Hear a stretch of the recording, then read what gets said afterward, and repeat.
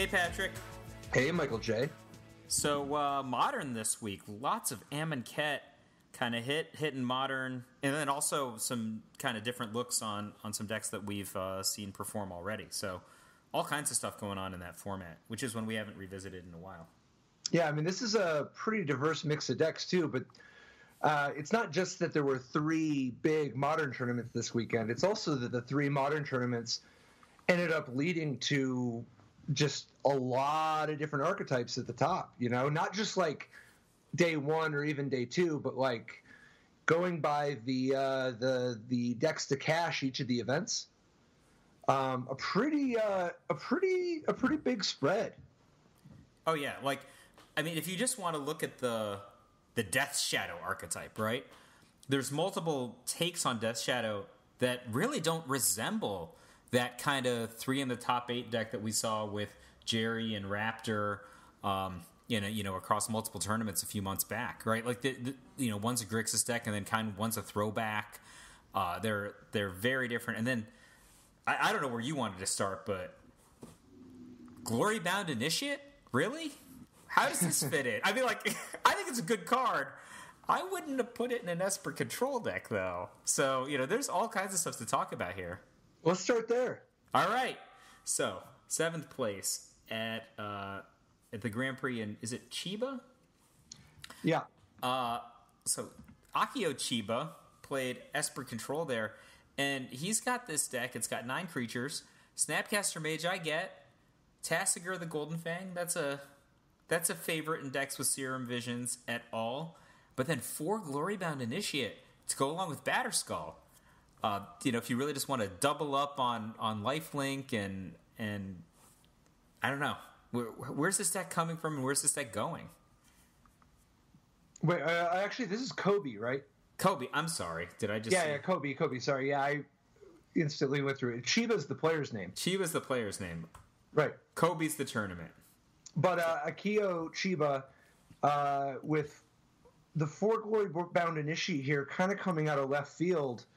It's kind of wild too. Like, it's a very strong statement because he doesn't even have any combos. Yeah, it's just like I was like, well, I guess it's just that good. If you, as far as I got, if you put a Batterskull on a Glory Bound Initiate, it won't tap to attack, but it already has lifelink, right? So I don't see it. It's just here's the 2/1 that I like. I mean, I guess no. I mean, it is a statement, right? Like, it's a statement that Glory Bound Initiate is so good that he would just do that, right? Like, this deck is set up like a Stoneblade deck, right? Like, this is a Stoneforge Mystic deck, except instead of Stoneforge Mystic, he's got Glory Bound Initiate. Yeah, which is obviously legal in the format, but I mean, just in terms of the, you know what I mean, like the sort of pseudo control deck with the few 2-drops that are just so busted. He's saying these are so busted, and that's not the half of it. It's so, just to be clear, the reason he's doing it is because of his Painful Truths engine. It's a 4 Painful Truths deck, so we often see Painful Truths not necessarily 4. Oh, go ahead. No, just not necessarily 4. There's Thoughtseize, there's Painful Truths. Those cards go together, right? Like, get some life back because I'm paying life to interact with you or to draw extra cards. Yeah, this is a deck with a couple different Painful Truths sort of concessions, like sort of warping his strategy around.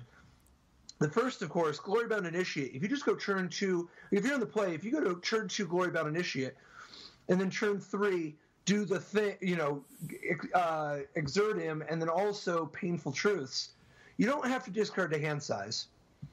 You are up life, you're up cards, you're up on all sorts of different metrics, but the extra life cushion from Glory Bound Initiate can help offset the Painful Truths even when it's not so smooth out the gate like that. And this is a deck with a lot of 1s also, between Thoughtseize, Spell Snare, Path to Exile, and then Fatal Push, and then obviously a lot of 2s as well. Or not so much just a lot of 2s, but a fair number. But the best one of all with Painful Truths is Collective Brutality. This is a deck that is actually interested in Collective Brutalitying a little more aggressively than you normally would. Collective Brutalities maybe discard a card like Lingering Souls, right? Where you're going to get some value on you'll get it coming and going, right? And then also, if you Collective Brutality, you kill their one creature and take a threat out of their hand, often you can even just discard a card anyway because you're drawing so many cards from 4 Painful Truths and this part's deceptively important, 4 Snapcaster Mages, because this is a deck where you actually, like, this is a deck that can Snapcaster Mage the Painful Truths. Yeah. Just a small thing, I think. You've got Glorybound Initiate, and given the interaction in the format, I think if you want to exert it when you're rumbling in on turn 3, I think that the fact that you're exerting it might not matter because people will just trade with you. Because they're just like, you know, I can't have this going on. I'm gonna do whatever, whether it's a removal spell or getting a creature in front of it. So the fact that it doesn't untap, whatever, you just get slightly paid off, and then you really get paid off in the Painful Truths. So yeah, this is definitely a very cool deck, and it makes me very curious. I want to keep my eye on this because I'm not so sure that Glorybound Initiate isn't just awesome. I mean, this has come up before in Modern and in Legacy where, you know, a card that's just accepted as being good in other formats will, without an immediate obvious synergy, it'll just line up right where it'll be, yeah, this is what we want. I mean, it's super solid, right? Like, if it's going and they're not getting in front of it, like, it just help take over the game too, right? Also, it's just a disaster for some kinds of decks. Now, obviously, if your opponent's going to kill you with poison counters, lifelink isn't gonna get you very far. But decks that have limited resources around damaging you, like burn decks, for example, don't really want to get hit by the lifelink version of this very often. Another piece of technology of note, and this is one of the reasons I love this not just this tournament and the results from this particular GP, but the metagame, man. This is a fresh take on the Modern metagame. But one of the new pieces of technology, it's not completely new, but it's interesting to see it in such big numbers. 3 copies of Ceremonious Rejection. That was exactly what I was thinking. You know, it's there because you've got affinity decks, obviously, but then also Eldrazi decks. That this is just a great... Well, a lot. Yeah, a lot of Eldrazi decks. Could be in the top 1 of a tournament, right? That there's Eldrazi decks. And it just is... You know, it's so cheap, so you can get it on turn 1. These decks, both Affinity and Eldrazi, one of the defining hallmarks of those decks is the ability to get the jump on you with a kind of a threat that's not costed at the same turns everyone else is playing at. But it's a real nice little combo with Snapcaster Mage because Ceremonious Rejection is so cheap.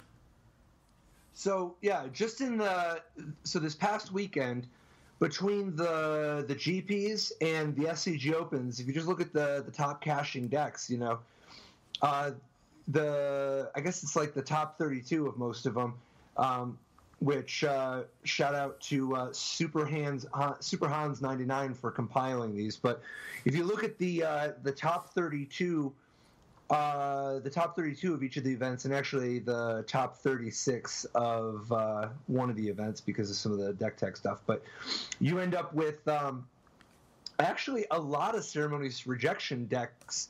Like a lot of spots where you aborted in, because in addition to the 6 affinity decks and the 6 Eldrazi Tron decks, there's also 3 Eldrazi Displacer aggro decks where you would clearly want it, and that's 15 right there. And then, of course, you want it against Lantern. Oh, right? Yeah. That's another one people don't mention as much, but obviously a lot of the stuff that hits affinity hits Lantern. And the option of a couple, you know, there's a couple Lantern decks. All these different types of Eldrazi decks. There's Tron, good old-fashioned Tron. And then there's obviously Affinity, and you end up in a spot where you're boarding it in a good 5th or a 6th of the time, and it's very much what you want. That tempo boost is a big deal, particularly in a deck with 4 Snapcaster Mages. Yeah, you know, I think you just think about what a beating Spell Snare can be. This is a Spell Snare that can get their 5-drop, right? It's real powerful. So I definitely think this is an interesting trend to keep an eye on. And it's worth noting that the Eldrazi component of it is a vital part because there are a variety of options available to you. You know, if you don't care about the Eldrazi part, you could just be countering people's artifacts, you know?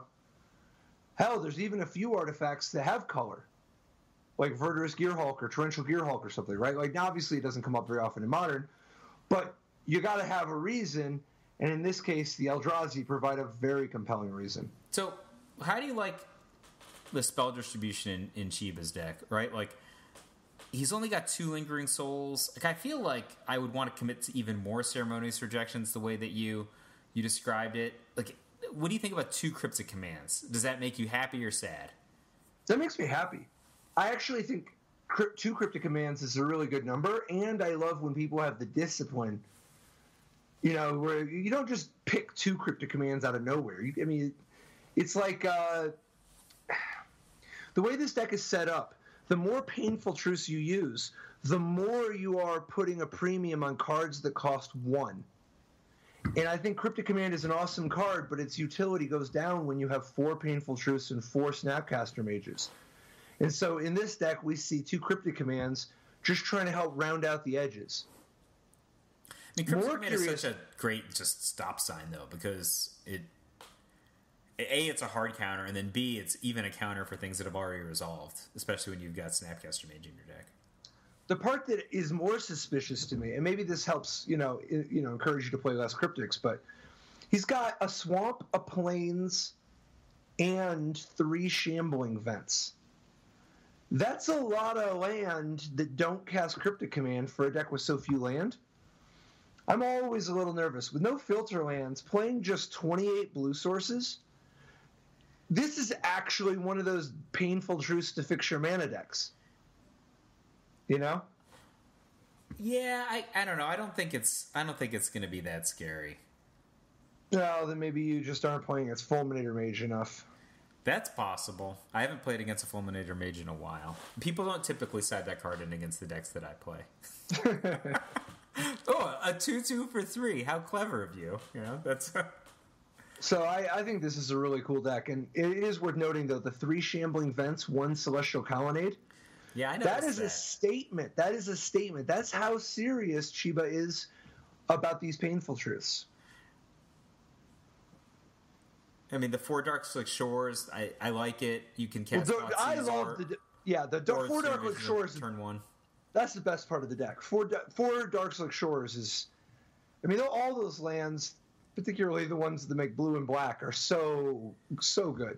I actually thought it was... And red, too. So he's got 1 Seachrome Coast, right? And he's got 4 Darkslick Shores. I was actually really surprised that he's got these 3 Shambling Vents. I mean, I think intuitively, again, because his mana count is pretty low, and his casting costs are so kind of leaning on the cheaper end, I'm surprised he didn't have black-white. You know, like, is that just, a crazy bias for me?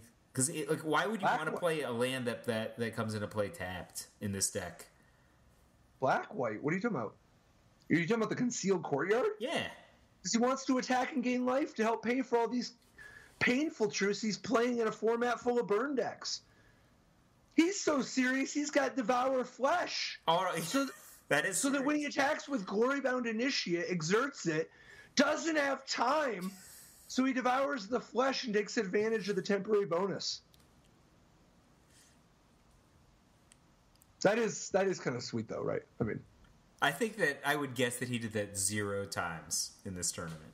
That would be my guess. I don't know, maybe. But actually, what do you think of the winning deck? So's black-white Eldrazi deck over in Chiba. Not Chiba. Over in Japan, the 4 Tidehollow Sculler, 4 Thought Not Seer, 4 Wasteland Strangler, all that not too crazy. But then instead of the 4th Reality Smasher, he's got the 1 Shriekmaw. So, Joso, a couple of years back, didn't he bring Wasteland Strangler into Standard? Wasn't that his thing? Black-white Warriors in Standard? And now he's got You're right. Wasteland Strangler in Modern. That's super cool. Yeah, so he's the black-white champion. What do I think about this deck? I don't know if I can co-sign 1 Shriekmaw Dude, I love Shriekmaw. That card is so underrated. I love Shriekmaw too, but it's the 3 Reality Smashers and 1 Shriekmaws. I don't know. Reality Smasher and the decks that play Reality Smasher is just like my favorite thing, right? Okay, well that I'm not talking about 4 Reality Smashers at the moment. I'm talking about 1 Shriekmaw. Yeah. The 4th Reality Smasher, we can shuffle it up, pull one out at random. But like the 1 Shriekmaw is actually kind of sweet. I love that as an answer to not only Death Shadow and Tarmogoyf, but also just a variety. There's a variety of little ways that comes up. Having a way to get rid of somebody's bridge from below sometime, or just having one more answer to a goblin guide that isn't a dead card against a control deck or a combo deck or something. Yeah, I don't know. This deck it covers a lot of the edges in places that Fatal Push misses.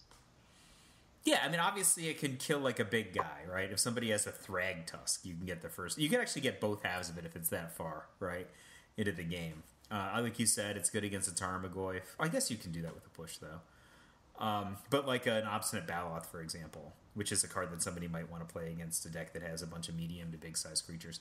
The thing that is interesting about this deck is with 4 Wasteland Strangler, like the Shriekmaw and the Tidehollow Sculler and the Wasteland Strings are kind of like come together as these 2-for-1 guys. And I think that's... it's weird to say this because it's such a classic theme in Magic decks, but it's like a refreshing take, right? People don't just attrition you with creatures very often in Modern. Just like, oh, here's a value play, here's a value play, here's a value play, and you're like, oh, I'm a little behind, Reality Smasher you. I think that's kind of there. And, like with Lingering Souls also, it's just like all these cards that are just a little bit better than a card coming together. I think it's a little hard. So here, there's one more for you though. Yeah. Turn 3, Shriekmaw your Tarmogoyf. In response to the trigger, Path to Exile. Next turn, Reality Smasher. I know you like that, right? Wow, that is fancy. I mean, I ain't saying I wouldn't do it if the cards came up. It's just fancy. Oh, yeah. Like, this deck's got, like, 4 Path to Exile, 2 Push and Dismember, 1 Collective Brutality. Like, I guess the 1 Collective Brutality is combo with the Lingering Souls. I don't know. It seems to be a little hard to set up the Stranglers, though, right? Not super hard, but a little hard. It's a little hard. I mean, he's got, like, the fact that the 4 artifacts, and then I guess it's technically 8 given the Sculler, but like when you have the 8 discard guys and the 4 artifacts, that is 12. Like that's 12 looks. That's a pretty good chunk of the time. Yeah, I guess his best draws are really, really oppressive. Oppressive's the wrong word. We're talking about a pretty fair deck here, but it's the colorless Eldrazi deck is such a kind of medium celebrated archetype in Modern. I don't know. What do you think about this relative to colorless Eldrazi? Obviously, the cards are way harder to cast. I think they're night and day different. I think the colorless Eldrazi deck really is straddling the line between Tron and Affinity. Yeah. It's very telling how little overlap they have. You know, they have Eldrazi, Temple, Reality Smasher, and Thought-Knot Seer. But this deck is I think this deck is actually a lot closer to like some kind of an Obzon deck. You know, like just a mid-rangey Obzon good stuff deck. I think I was thinking about this as kind of like the Jund Inheritor. Do you remember when there was the version of Jund that had the Chandra 4 at the time, not the current Chandra 4, and sometimes even could have Lingering Souls, where just everything was just a value play. Mm-hmm. I think this very much echoes that with Thought-Knot Seer and Reality Smasher kind of playing the Tarmogoyf role. Yep. I do think the one Cast Out in the sideboard, I like that. I think Cast Out should see more play in Modern anyway. Shout out to the new set. Yep. Actually, on the note of Eldrazi, what did you think of Suzuki? I apologize. Suzuki. Yeah, his Eldrazi Tron deck that he finished top 4 with, using one each of Emrakul and Ulamog. And this is Emrakul the Promised End. One Emrakul the Promised End, which is kind of a new addition to Eldrazi Tron. Cutting the 4th Endbringer to make room for this. And beyond that, going with a couple twists. The first being a couple Karn Liberateds, which we've seen a little bit of, but it's not that common in the actual Eldrazi Tron decks. You see it a little bit, And then out of his land, one Seagate Wreckage, one Sanctum of Ugin. Like having that split. And notably, no Mutavaults. I think notably, no All Is Dust in the main deck also, right? That's how he's getting the Karns for. That's how he's making room for these Karns. Yeah, I personally, I love All Is Dust in the main deck of this archetype. Like, it's such a great get-out-of-jail-free card because basically one-sided and very economical. Like, it just does hit nothing to you, right? Everything to them, no matter how good their permanents are. I think this deck is interesting, and like you get pretty broken draws if you just like draw your Urzas, and you've got some expedition map going on. Maybe you just third turn Karn somebody, and that's a really powerful proactive play, right? So it's much more powerful proactive play than All Is Dust. All Is Dust is kind of like, all right, my broken creature draw didn't get there. I need to catch up, and I think it's probably kind of hard to play against depending on what your answer cards are, because an Eldrazi deck is fundamentally difficult to kind of match punch for punch in Modern, because their guys are bigger and better than your guys most of the time. What they're getting for 4 mana, what they're getting for 5 mana is outstanding, and then they have like this broken mana engine associated with Eldrazi Temple, with the Urza Tron that gets them there quicker. And then they've got powerful spells, right? So they've got Ulamog, or, in the past, All Is Dust or Hero Karn Liberated. So they're kind of attacking you on multiple vectors. Well, plus, even the one Sanctum of Ugin helps really round out those, because you can do the Walking Ballista as an 8-drop. Yeah. And go find an Ulamog sometimes, Like having that little extra bit so that you have 3 instead of 2, that goes a long way. Yeah, I haven't played this version, but I don't think I love Emrakul the Promised End in this deck. It's just not... Like, I don't think it's not exploiting what's great about Emrakul, and it's also like creating some chaos in your draws that I don't know are necessarily beneficial, right? Like, this is a deck where Endbringer is actually excellent. You know what I mean? Yep. It's where Endbringer is just not this card that if you're going to play it in Standard or something, it's a standout. But in this deck, because of the mana base, it's really strong versus any other Eldrazi decks. There are several other kinds of Eldrazi decks you could play in Modern, and this is the one that plays Endbringer. It's just because of the mana. And Emrakul, like, what are you actually paying for Emrakul in this deck? 11? No. Come on. No. So, like, your Mind Stone could go to the graveyard, but definitely Expedition Map is, right? Like, Expedition Map is easy artifact, right? Okay. And Walking Ballista. So, artifact and creature. Creatures are easy anyway. Okay. But the fact that he's got Ghost Quarter for when he's doing it, and Dismember for instant. I'm not saying it's, like, the easiest thing in the world or whatever. Your description sounds a lot like 11 to me. I would bet that he averaged paying a little under 10. I mean, there's a selection effect of when you're actually casting it. If you're in the neighborhood of paying 10 mana for your Eldrazi Titan, I think that I'd prefer Ulamog generally. Right? Like, Emrakul's beauty is that you don't actually pay 13. Right? But like, that's the Ulamog is not that good against some of these combo decks. Maybe Emrakul is just the sickness versus the combo decks. Make them kill themselves. There are several decks in Modern that if you Emrakul them, they're dead. Yeah, but they are dead. Like, this deck's primary resistance to those kind of decks is Chalice, right? Like, if you're in the neighborhood but that's the point. Chalice is slowing them down. Chalice is slowing them down enough so that you have time to do this Emrakul thing and get them before they can get out of it.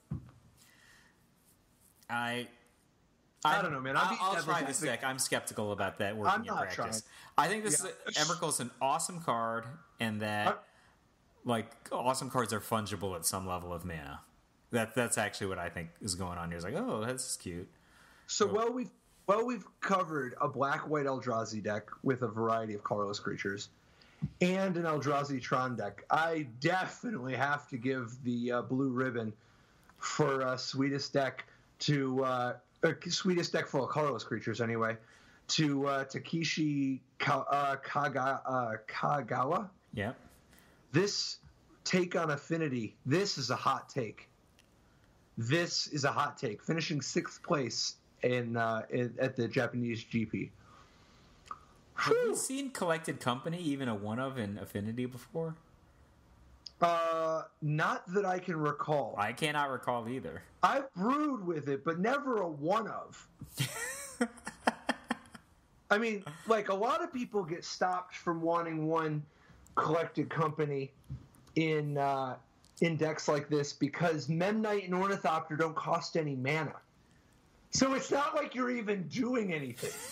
It's like a Thought Cast that costs 3 more. Even if you land 2 Ravagers, you're just like, yeah. If you land 2 Ravagers, you are doing the thing. That's dope.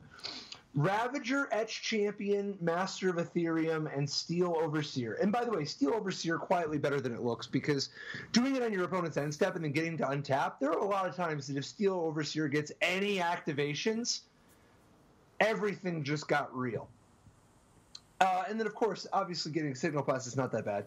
And if you got to get Volt Scourge, at least you're getting a little bit of value about not having to pay the life.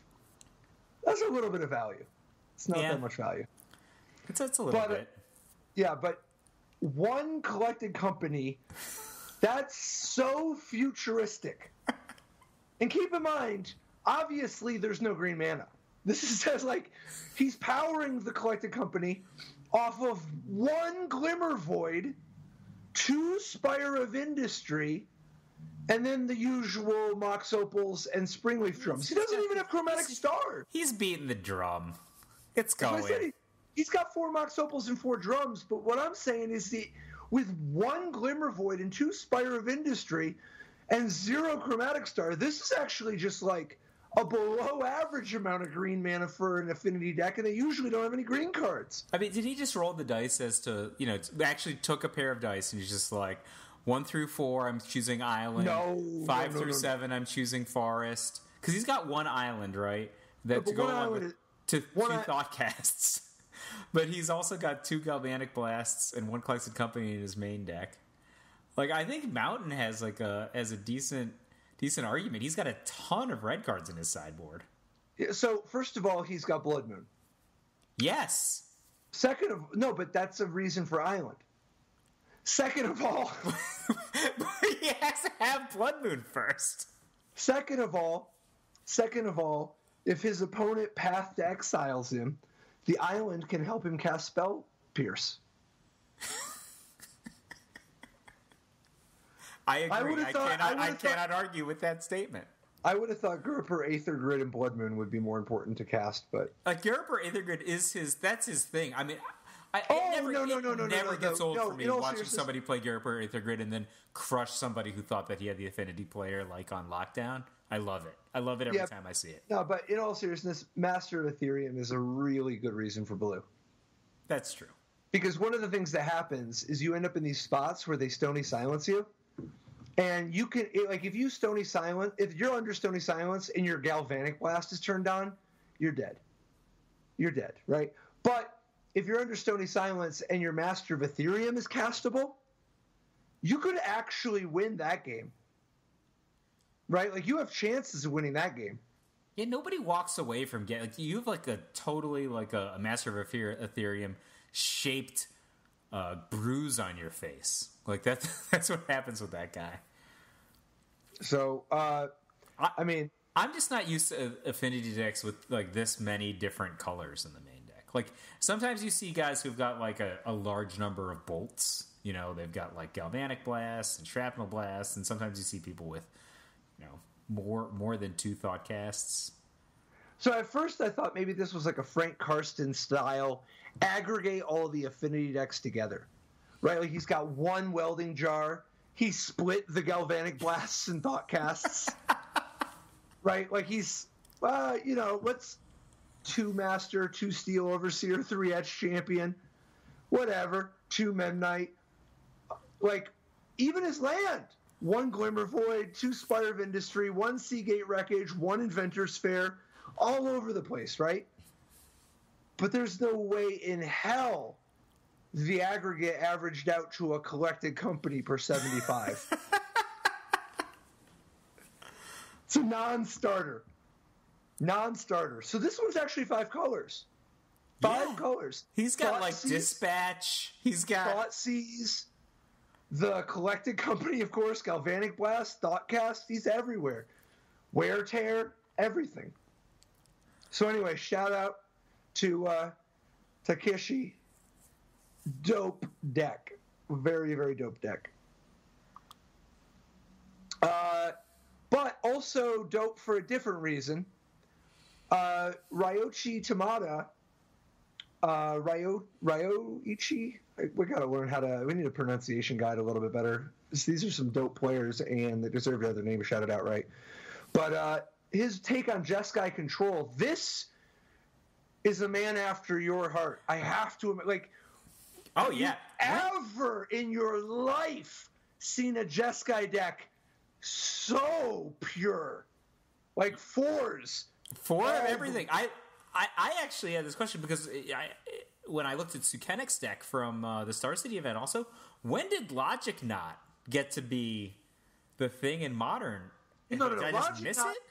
So Logic Knot has always been a thing in Modern, and it's been chronically underrated. However, the typical thing is to play 1 or 2 Logic Knots, because obviously they have such diminishing returns, right? But one of Tamada's innovations, 4 Logic Knots. I mean, don't get me wrong, any Joker can just show up with 4 Lightning Bolts or 4 Helixes, 4 Cryptic Commands, 4 Path to Exile, 4 Serum Visions, 4 Snapcaster Mages. And even though it's not typical, it's not like anybody thinks it's that weird if you play 4 Electrolyze or 4 Spell Queller. Right? Like, that's not gonna raise an eyebrow. 4 Snapcaster, 4 Spell Queller? I was just like, what planet is this? I love it. This deck is it's so different from Sukenik's deck, which is also labeled as a Jeskai Control deck, which also has Logic Knot. Yeah, I love this deck. Like 4 Spreading Seas in the sideboard. I like that. Jace Beleren, got to bring that one back. Haven't seen Jace Beleren in a hot minute in Modern. 2010 maybe was 3 Grim Lavamancers. That's insane. That's awesome. Nobody sees that guy coming. There's so 0% chance you see that guy coming in the Logic Knot Spell Queller deck. There's so much to love about this deck. 4 Colonnades and 4 Spirebluff Canals. That is the mark of a man who knows what he wants in life. It's not like, a lot of people start hedging, or I'll use 1 Wandering Fumarole in case I want to, I don't have enough mana, and I'll use 1 Seachrome Coast and blah, blah, blah. No, here, 4 Spirebluff Canal, 4 Celestial Colonnade, and you can be damn sure that he's not playing with any red-white dual lands besides the token 1 Sacred Foundry to tutor up. This deck is beautiful. I like this deck a lot. The only criticism I would make of it is I would think I would want to play more fetch lands, and just because of the Logic Knots. That is pretty bold. To only play 8 fetch lands despite the full package? Like, what if you don't draw one? Yeah, one fetch land is really important, right? And, if you don't draw one, your hand is just Snapcaster Mage, Spell Queller, 2 Logic Knots, an Electrolyze, and a Cryptic Command. That's a grim turn 2. I mean, should we shuffle up for the next game? I don't know. I guess he does. I mean, he's got 4 Lightning Bolts, 4 Path, 4 Serum Vision, and 8 fetches. That's 20 plays on turn 1. Yeah, but it's no cost to play more fetches. None. I'm just saying that as long as he's always on the play, he'll be okay 96% of the time. As long as he's always on the play. Notice more Ceremonious Rejections, by the way. Yep. I think this deck is sweet. Oh, yeah. I love how he's Vendilion Click in his sideboard. You're the first player I ever knew to play Vendilion Click. Dude, Vendilion Click just looked like a messed up Magic card. Philly 2007. I don't understand. Yeah, it was like so weird to me because everybody hated it. They're like, I'll just die to stuff. And it's like I don't know how much you want out of a 3/1 flying flash creature. Like, a 3/1 flying flash creature is not that bad. And this ability is, like, legit. Oh, yeah, it's real good. Like, it's especially when people weren't good at playing against it, like when it was relatively new. Like, you might cast it, and they might do something dumb, like dredge their life from the loam in response. Or they just lose. I never really had that experience. I did that to Gabe Carlton Barnes. That's how I know. Like a matchup on lockdown. Life from the loam in my graveyard. Oh, I better dredge in response. Why did I do this? I'm going to put your life from the loam on the bottom of your deck. I'm like, oh, yeah, I'm not going to win now. Oh, well. If only I had that life from the loam, I would have destroyed you. So we've been seeing a fair bit, and this is total, sequitur, I guess. Non sequitur. So we've been seeing a pretty good chunk of this new take on these Abzan Coco decks. With the Vizier. Yeah. Yeah. So Vizier of Remedies combined. Obviously, you can do Vizier of Remedies with a sack outlet and Kitchen Finks to do the damn thing, right? Like, but you can also use Vizier of Remedies with Devoted Druid, making as much mana as you want. And so we've been seeing this as an alternative engine for the Abzan decks, just because it's a much more versatile combo piece than Malera, for instance. However, this weekend was really the coming of age of a new breed of Vizier of Remedies decks, which I think actually only there were 3 to put up big finishes, but Su Xing Kao played a Vizier Nightfall deck, which is a new take on that Bant Nightfall deck. The Retreat to Coral Helm, Knight of the Reliquary strategy? Yeah. A slightly more traditional use of Collected Company. So his twist on the archetype is to incorporate Vizier of Remedies and Devoted Druid. He's already got Collected Company. He wants to use Court of Calling anyway. And so then he doesn't even, without even having a sack outlet, without even having a straight-up sack outlet like, Viserys or anything like that, he's just using Devoted Druid and Vizier of Remedies, because Devoted Druid is like another mana fixer. He's already playing 4 Birds of Paradise and 4 Noble Hierarchs, and he wants even more accelerators because he wants to power out this Knight of the Reliquary combo. But if he uses Devoted Druid to... so obviously Devoted Druid into Collected Company, that's a great interaction. And it's not like Devoted Druid's like that much worse than Walroots. Oh, no. If you just have Devoted Druid on turn 2, your opponent somehow doesn't kill it, then you cast Collected Company, you turn over Vizier of Remedies. Like you said before, Vizier of Remedies plus Devoted Druid is just basically infinite mana right there, right? So if you have that in the Knight of the Reliquary deck, Knight of the Reliquary can go get Kessig Wolfron. Right, which you wanted anyway. Yeah, and then, you actually have an infinite damage source now, right? Because Kessig Wolfron gives a creature trample, and because Devoted Druid can create any amount of green mana you want when combined with Vizier of Remedies, basically an instant speed, right?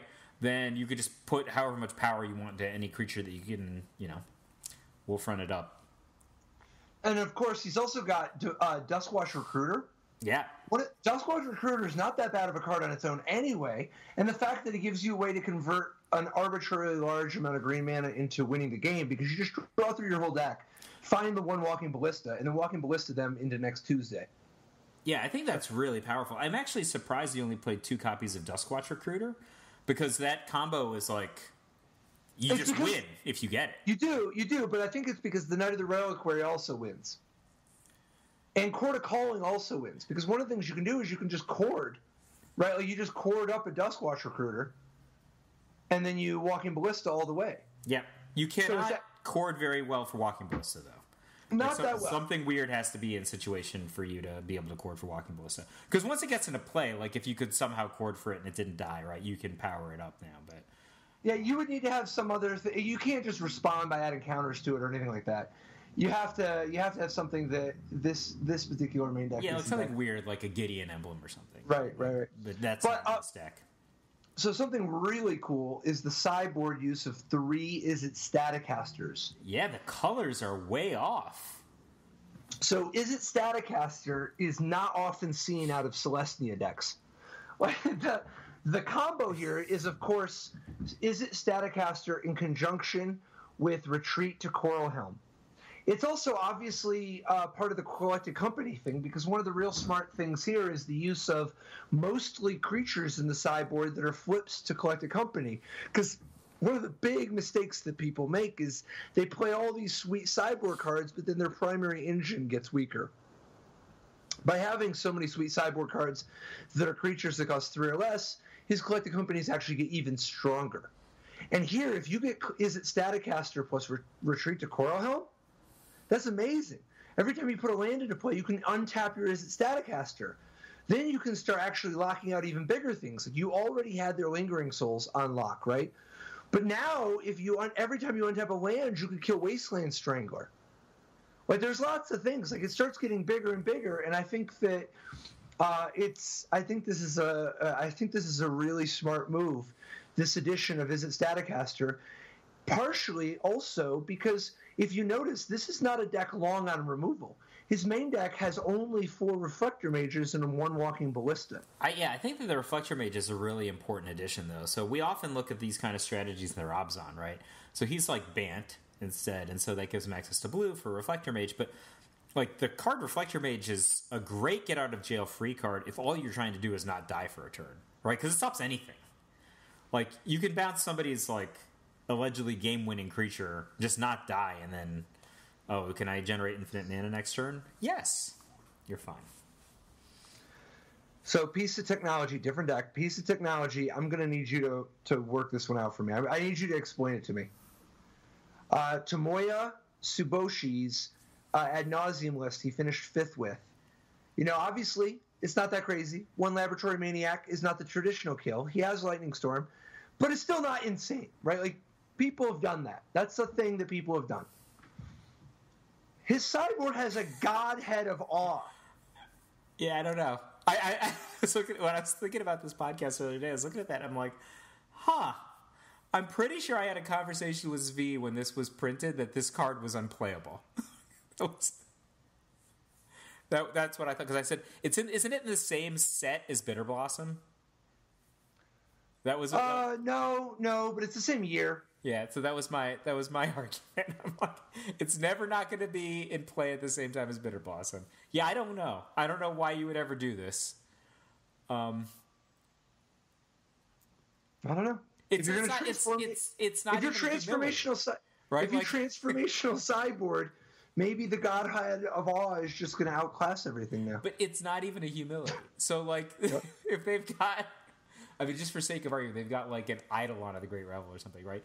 You're still getting triggered off that, right? It's just a 1/1 now. How could Death Shadow beat that after sideboard? If they have, like, if they just have like Culligan's Command and Abrupt Decay. How could Death Shadow beat a 5-drop? Yeah, they don't know you have creatures, so they boarded out their Terminates or whatever, their Paths, whatever. I don't know, man. I'm stretching. I don't think they boarded out their Thoughtseize, right? Like, they've got those things still. So, Park B.O.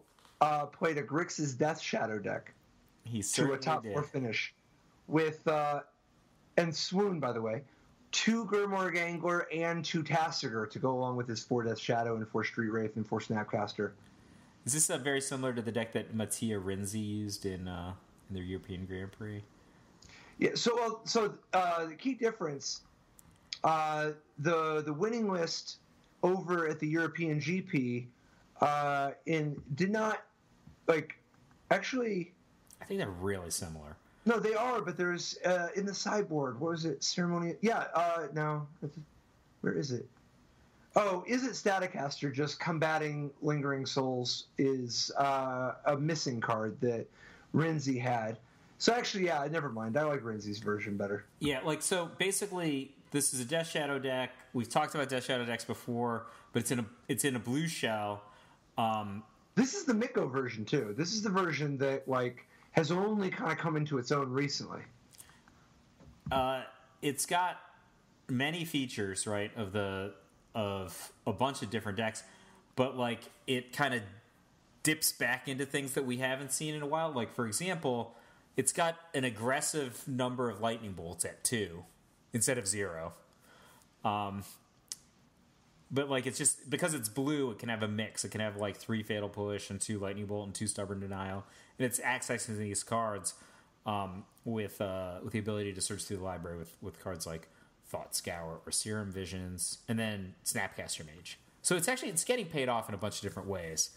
What do you think about the card Death Shadow in this deck? It's not like the Jund decks in terms of being able to set up the Death Shadow itself as easily.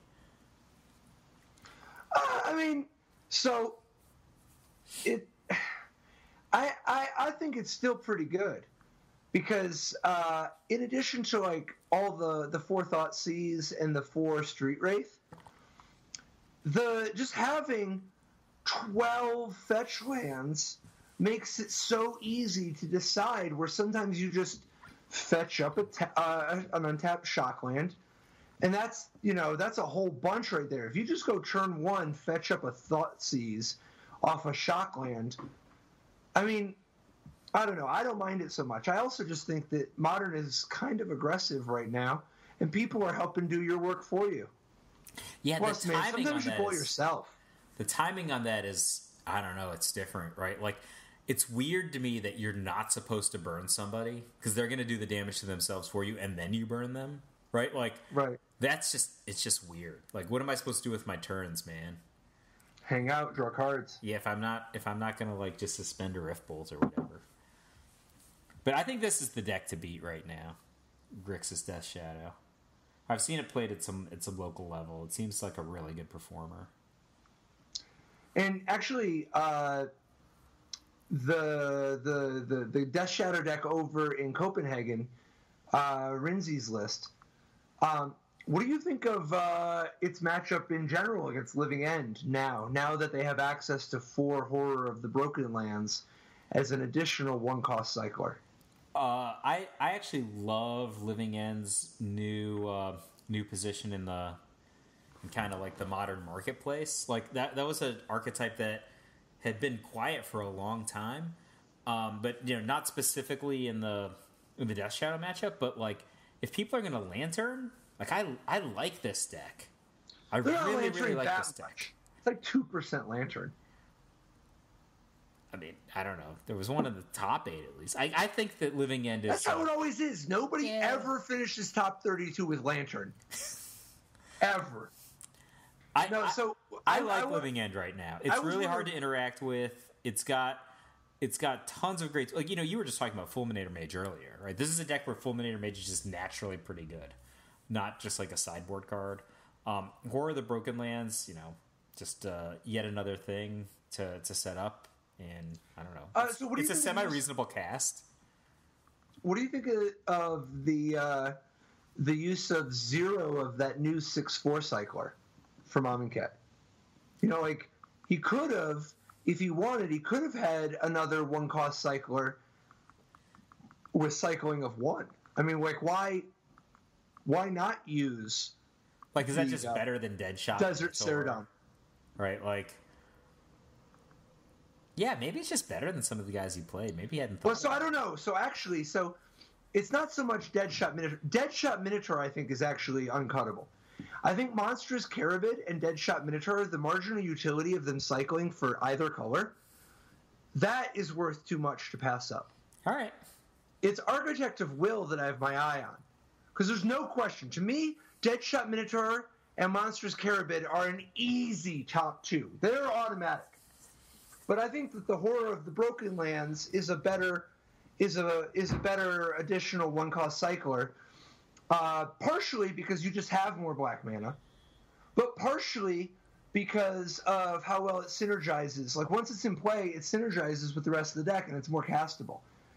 That said, how much are you getting out of the Architects of Will's disruption, quote unquote? Because you can't cast it. No. I don't know, not that much, I guess. I guess it's just once you've already got your thing going, right? Right. My favorite card in this deck is Ingot Chewer. My least favorite card is Brindlebore. I don't know. I like the Brindlebores. Yeah? I actually do. I don't love them. But I think they're a necessary evil. And in fact, he's being a little... Like, he's cutting corners by playing with only 2 instead of 3. I don't hate playing 2, but it's the greedy way. Yeah. It's just that it's hard to beat Lava Spike decks. It just is. It's hard to beat Lava Spike decks. And I know he's going to, like, try to just, like, race them. But it's just... I don't know. I just think that enough people, these GPs, play Lava Spike decks that I wouldn't hate a third Brindlebore. God bless all those Lava Spike people. Every one of them. Go ahead. I was just going to say, what do you think about Kimstro with the Lantern Control deck? It's so, like you said, it's so rare we see Lantern in the top anything. Well, top 32. The top 8, yes. That's the only thing it ever does. It's top 8 or nothing. So the interesting twist here is the use of 2 Google Caller's Bells, 2 Prixes of Pandemonium, and 4 Codex Shredder for a total of 8 of the mill cards. Like, this deck is just such a glass cannon. Like in terms of main deck, right? Like, there's folks who have as many as 4 Cryptic Commands now. A lot of the folks have 2, and there's you're just gonna lose to Beast Within, I think, right? Like, am I wrong on that one? Like, you can't. It's really hard to beat cycling cards with the Codex Shredder setup. Yeah, I don't know. I don't consider this deck to be canon. Yeah. This is. So Martin Yuza. It's like, I see the card I want to take. I'm gonna now get you. Like, I will cycle in response. Be like, I wasn't planning for that. Now I'll kill your bridge and put 100 creatures into play. Like, I'll be attacked for 100 next game. Like, so Martin Yuza, in a completely non-Lantern related strategy, he had a really cool take on Devoted Druid. This, how a lot of people are like, I'm playing Vizier of Remedies, but I also have Devoted Druid. No.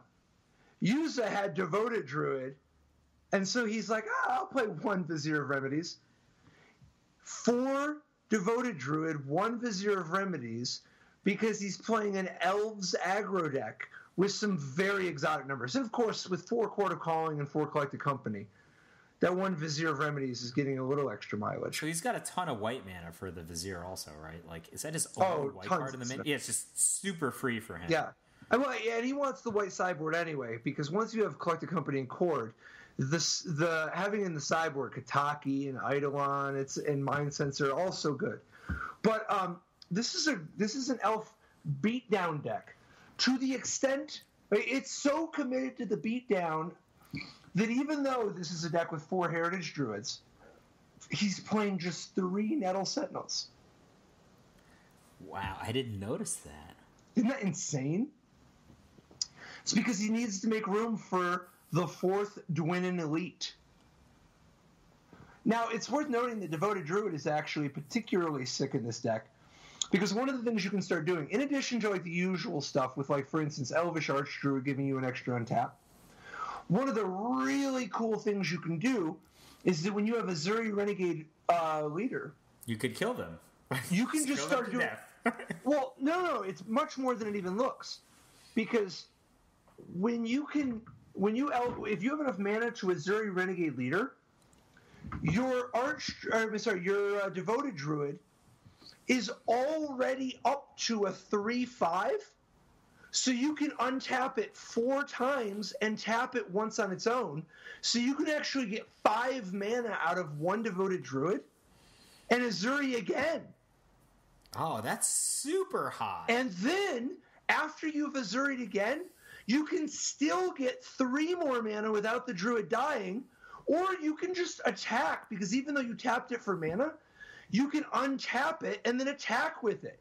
So the Devoted Druid is still hitting for a couple, but regardless, if you just untap it 3 times, maybe you just have 2 other land.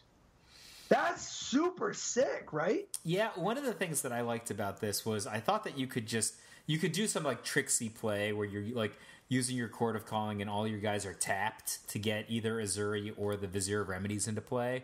And then the Devoted Druid, again, because his ability on tap can generate a whole bunch of mana alongside Azuri Renegade Leader for massive buffs and then still attack. Right? Like even if all your guys were tapped. That I thought was hot. That's way less exciting than you're using the overrun +1s in order to actually get more mana. So shout out to Martin Yuza, one of the big candidates for Hall of Fame this year in the discussion. This is a really cool deck. So Chord Collected Company, is that just what's your opinion on this? Because there's some folks who are Chord Collected Company and then there's some folks who are Lead the Stampede. It's different though, because I think Lead the Stampede is like how I would have been until Devoted Druid. I think that Devoted Druid is enough of a reason to switch over to Chord. So I'm now Chord, but I used to be Team Lead the Stampede. All right. It's official. So what do you think of the winning Red-Black Eldrazi, ninth place Red-Black Eldrazi list from the SCG Baltimore? Alan Mock's Red-Black Eldrazi deck with 2 Chandra Torture Defiance and 2 Chandra Pyromaster. Rounded out with a 2 Akira Noir and a Thundermaw Hellkite. Not usually who you see in the Eldrazi decks. I will confess I had not put any thought into this deck. I don't know. But looking at the list now, I don't... It has like a bunch of 5-drops and only 22 land. I like the Talisman of Indulgence, though. A bunch of 4-drops. Like, if I were to build a Black-Red Eldrazi deck in Modern, I would choose different cards than this. But maybe Alan is way ahead of this. Like, so I don't know. 22 land with this threat distribution seems odd to me. Like, he's not even getting that much out of his... This isn't like Scrudred, where he's like not getting that much out his Eternal Scourges. Thundermaw Hellkite, like, why do you play 1 Thundermaw Hellkite and 3 Reality Smashers in a deck with 4 Eldrazi Temples? It makes very little sense to me that you would do that. I don't know. 3 Molten Rains seem like in stark conflict with Talisman of Indulgence. I don't know, Patrick. What do you think? I think that first place finisher, Jonathan Sukanek's Jeskai deck, goes a little bit different of a direction than the previous one we were looking at. Obviously, he's missing the Glorybound Initiates. But notably... Well, no Spellquellers either. No Spellquellers in his main deck. Yep. But notably... Sorry, yeah, that's Esper was the Glorybound Initiate. But notably, he's got a Censor instead of the 4th Logic Knot. So that's like a whole thing. I can get behind that. I respect that Censor. Why play a 4th Serum Visions when you might want to make room for a Secure the Wastes? That one was a kind of a head scratcher because he has a lot of X spells, right? He's got Secure the Waste and 2 Sphinx's Revelations. I don't know that I would play the 3rd Think Twice before I played the 4th Serum Visions personally. 2 Lightning Bolt and 2 Lightning Helix is an Eric Tamian split, if ever I've seen it. Well, he's also got 1 Ajani Vengeance, right? So, like, Well, that's normal. That's actually like lots of helixing. Right, but 1 Ajani Wengeant is actually like the most common number, I think, other than 0. But yeah, I don't know. This is a customized to personal taste sort of approach, but it does raise the sort of bigger question of Censor. Is Censor just like the new thing in Modern? I think it's a card. It's brand new, so it hasn't had a chance to solidify yet. Like, maybe it is. I mean, but we don't know yet. It's just like, who's going to be the best, right? They're in the middle of their career. And this guy's at the beginning of his career. One thing I would point out is I love 4 cryptic commands. We were talking about, is 2 cryptic commands right? But this is the second Jeskai deck we've looked at that has 4 cryptic commands. But you have this deck where it's like 3 Serum Visions, 3 Think Twice, probably more manipulation. I guess it depends. Like Censor and Cryptic Command are kind of manipulation. And so it gives you just a wide amount of flexibility because you're looking at more cards than other people to play like a Mana Leak, a Negate, the weird distribution of bolts and helixes, like you said. Because you can just find, you don't need to have 4 copies. You can find the card that you want, given a little space. Yeah, it certainly gave him an advantage in the Cryptic Command Mirror, 4v1. Yeah, definitely a tough time for... although it is notable, that's 5 Logic Knots in the finals. That's the modern format now, is 5 Logic Knots in the finals. Yeah, I guess Logic Knot is the new hotness, I guess. Yeah. So what did you think of 15th place finisher Robert Cedar's blue-white control deck featuring 2 Jace Architect of Thought, 1 Gideon Jura, 1 Gideon of the Trials, 1 Elspeth Sun's Champion, and then his sideboard even has a Gideon ally of Zendikar and a Tameo the Moon Sage. He has access to 6 different Planeswalkers. He's just taking it. I mean, I've played Rob Cedar a bazillion times. He loves Planeswalkers. Or he loves like permanent based threats. So, if let's say you're playing a control deck in Modern, like you could be a deck like this. You could be like Sukenik's deck. You could be Ryuichi's deck from Kobe. They're very different directions. And if you're just imagining from the other side of the table, you're like, all right, this is quote unquote my control package. Like I'm going to bring in cards like, just name a card like Negate or something like this. Here's my anti-control Disruption. If that's the thought process that somebody has when they're going up against quote-unquote a blue-white deck or a blue-white-red deck or a blue-white-black deck, if you want to lump that in with its Glorybound Initiates, these decks are almost in 4 different directions. At some point, you kind of invalidate the value of some of these sideboard packages, I think, right? Like, his deck is slow and permanent based, versus Ryuichi's deck is all flash creatures. You know what I mean? Like they like people just like don't have the right tools for you at some point. And so that's why you spot him a Serum Visions. He's also got 3 Serum Visions. Okay, well, I can't get behind what is going spotting on? anybody's Serum Visions. I'm losing my mind. Maybe him and Sukenik came together. They were buddies. They only had 6 Serum Visions between the 2 of them. And instead of one of them getting only 2 Serum Visions, they're like, tell you what, we'll both play 3. That's a possibility. It's as good a theory as any. He has 4 Ancestral Vision. Yeah, that's part of what's weird. Serum Visions is a real easy 4. I gotta say, I feel like this deck is real light on land for the expense. Like, he's got an Elspeth Sun's Champion. Snapcaster Mage is basically a 5 casting cost spell. Like, so, I don't know, 23 land and 3 Serum Visions that's a little low on what I'd like. The 4 Serum Visions could help with that, Yeah. I mean, and even his response cards, like Detention Sphere is a 3, right? Cryptic Command is a 4. Like, this is... You gotta hit your land drops. Dude, Modern is wide open. He doesn't even think twice. This is a pretty crazy weekend for Modern. Remember when Think Twice and Ancestral Vision came out at the same time? It's interesting, right? Like, both of them see play. There's never been any, like, conclusion, like, oh, this one's definitely better than this one.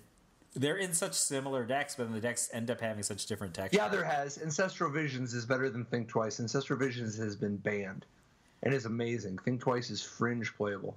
Well, Think Twice is better at digging for lands. Okay.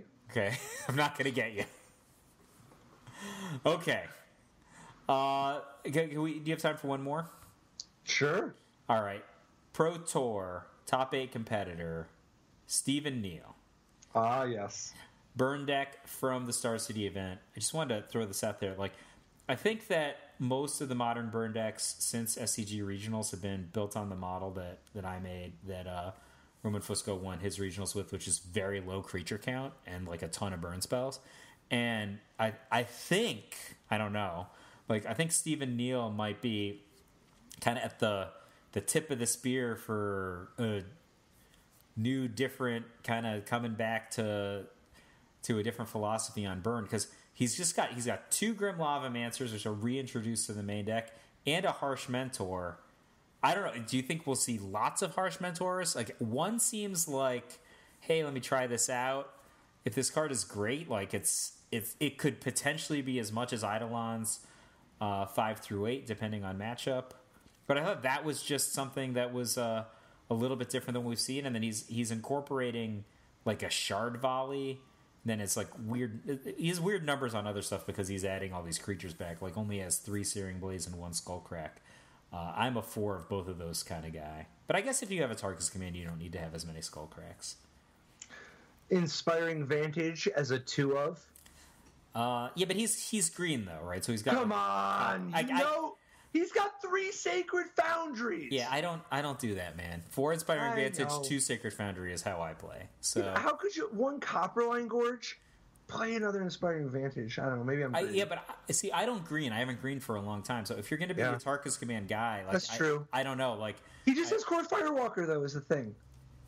Yeah, I thought that we don't need green anymore. The tools in just red and white are great, and you have an insane advantage in the mirror match because you have such fewer number of like required taking 3 turns, right? Like you just take 1 instead of taking 3, or take 0 if you have 4 Inspiring Vantage. But I was really interested in what you thought about the Harsh Mentor. You think this guy is gonna? I think Harsh Mentor. No, I think Harsh Mentor is good enough. I don't think it's like insane, but I think it's good enough to be used in some number of numbers. It gives you so much extra edge against affinity, and a few other decks like that. You know, the interaction against fetch lands, of course. I also think that it's an interesting observation that the addition of these extra creatures increases the stock of a Tarkus command. Yeah. I mean, if you've got even just 2 creatures in play, you know, the buff ability could be could be some extra damage. I know, I get it, but I can't really get behind Shard Valley. Yeah, I don't like it. I don't like Shard Valley. I get it. I know it's like, obviously we wish there were more 1-cost cards. I get it. I can't get behind Shard Valley. The one thing I don't like about Neal's deck is only 1 Deflecting Palm in the sideboard. I was as many as 4 Deflecting Palms in the main deck like a week ago, right? Like Deflecting Palm is confusing to me because 50% of the burn community is like religiously adherent to, and 50% of the burn community is like, why would you play that card? Well, it's great against Death Shadow decks. Like they have to take it, or if they don't take it, they can't win. So like, even if it's just time walks, then you get them in a position where you could just win while they're trying to like manipulate their hand into being able to interact with your Deflecting Palm. That's why I like Deflecting Palm so much. If there weren't all these, you know, Death Shadow decks in the top tables, I'd play like 2 in my sideboard or something and hope to get people with it sometimes. But like, it's a really, really solid card against Tarmogoyfs also, right? Like those decks basically have to win by racing you, and it's a weird race when you have to do a bunch of damage to yourself. And typically speaking, and I'm obviously used to a different strategy where I don't have as many 2-drops as Stephen Neal played. So they have like a bunch of cards that like Terminate or something where they're overpaying to kill your creatures. And so like all those things put together, I kind of like how the math lines up. Well, it'll be interesting to see moving forward how much of this gets adopted. It's possible. I think Modern is just so wide open and dynamic and chaotic, it's hard to predict. Yeah, I'm going to play with Ricci Tomato's deck a little bit. I love the look of this deck. I mean, of course, I'm going to love like the 9x4 on it, and you know, maybe I'll be swayed into a different kind of Lightning Helix deck. Sweet. So, what was your favorite deck of the week to look at? Same thing. Yeah, I'm the Jeskai. I mean, Tomato's deck is just too cool for school. Yeah, I mean, I don't know. Do I own 4 Logic Knots? Like, I'm gonna have to go check my old box from a few years ago. All right, let's say thanks to Dylan Hughes from Patreon. Super thankful to Dylan. Props, Dylan. And you can help us out on Patreon or follow us in lots of other places. We're Top Level Podcast on Twitter, Facebook, Instagram, our own website, all of it. Absolutely. And, of course, you could just, send unsolicited messages to Flores' Twitter account asking him about various Lava Spike decks at all hours of the day. I would those are ones that I would typically answer. Yeah, so if you want to ask about Lava Spike decks, typically answer it. If you want to ask about who's going to win between Golden State and Cleveland, I might not say anything for weeks. An alert on the phone, if anybody ever tweets at him with the word Lava Spike, it'll just ding. His phone's normally on silent except for instances of tweets involving Lava Spike. It was tough to set my phone up that way. That's not a default setting. No. But thank you guys for joining us, and thanks him.